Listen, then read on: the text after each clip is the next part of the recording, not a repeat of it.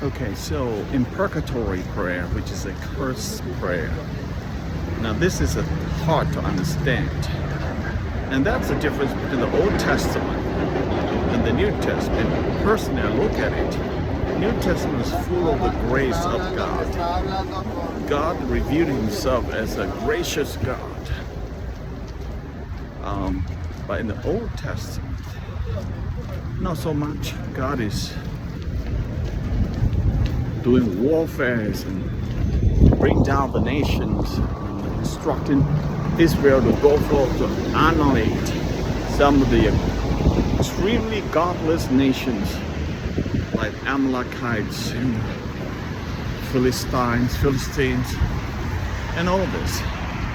It's sort of a very big contrast with the New Testament, the New Covenant.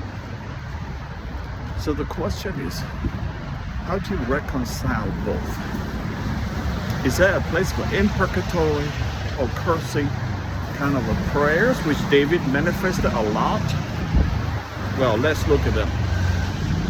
I'm still on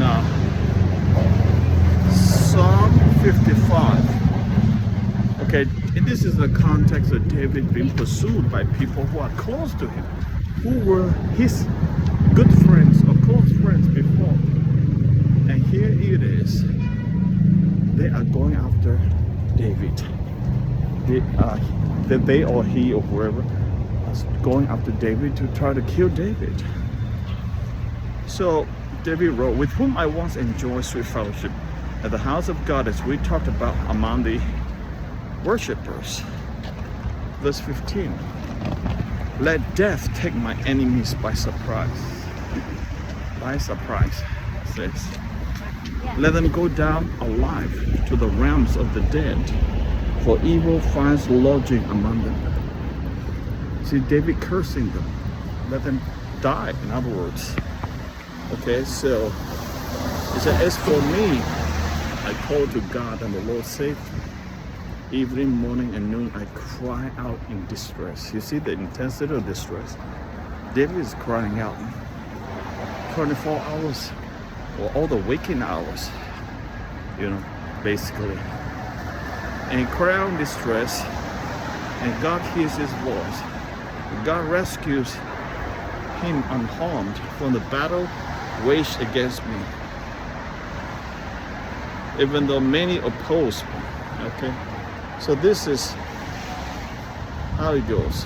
My companion attacks.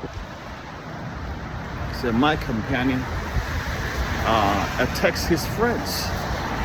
That's what he's facing with. The person attacking him is his friend, his companion before, and he's very, very sleek.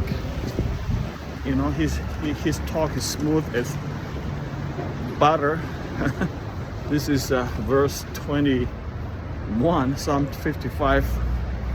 His words are more soothing than oil, yet they are drawn swords. Now that is very provocative, very, very provoking. Somebody who's smooth on the outside, but deep inside is a sharp sword. No one can take that, okay? Say, verse 22, cast your cares on the Lord, and he will sustain you. That's a refuge. That's where you run to, Previously, David said, I wish I could fly to a desert, like a little bird, run away. That's where a lot of people in this world say, I feel like I want to run away from this world. People run away to the wrong things. Run away to drugs, sex, pornography, crimes and whatever. The wrong things in life, which is bad and evil. That's why it's really important to learn the lifestyle of running to God, running to the Lord. As it says here, cast your cares on the Lord, and he will sustain you. He will never let the righteous be shaken. But you, God, will bring down the wicked into the pit of decay. The bloodthirsty and deceitful will not live out half their days. But as for me, I trust in you. Now let me just say that the imprecatory prayer by David seemingly at odds with what Jesus said, love your enemies. Okay, this is a very, very different thing we're talking about here now. And you need to look at the Greek word love your enemies there, and also what context that is. But right now, for a quick one,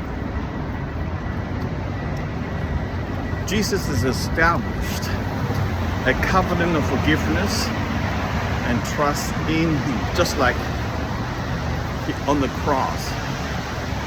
Jesus said, forgive them, Father, for they don't know what they're doing. Now, the guys who crucified Him, truly they don't know what they're doing. But the guys that tried to kill David, they knew what they're doing, for sure. They wanted to kill him because they are greedy for power and all this. And yeah, you can argue that the people who crucified Jesus was also hungry for power, greed, and all this. The Pharisees in particular, that's absolutely correct. Okay, those guys should be condemned. But the majority of the people who shouted have no idea what they're wanting to crucify Jesus for. And they are lost in a sea of voices. As you can see, the culture is so volatile, and just the way it is. Those are the people, I would argue, that have been more applicable for what Jesus said, Father, forgive them. Okay? But for those Pharisees, man, their place is damnation, for sure, etc. I can't go into the details, and it does sound like a legalistic, moralistic on my part, but that is a pretty good take, I think. Alright, but if we contrast that with David, now, these guys know what they're doing, and they intentionally want to kill him. It's first degree murder. It is first degree because it's premeditated and intentional. That is like the Pharisee. I'll put them in the Pharisee category. So when David said, "Curse them, bring them down," and all this stuff, destroy them, that's in line with the goal of it. Now, commentary studied by have said that David is speaking prophetically in the voice of God because he's a messenger of God. He's the chosen one, and therefore he's asking God to do it. He's never doing himself. Now, love your enemies.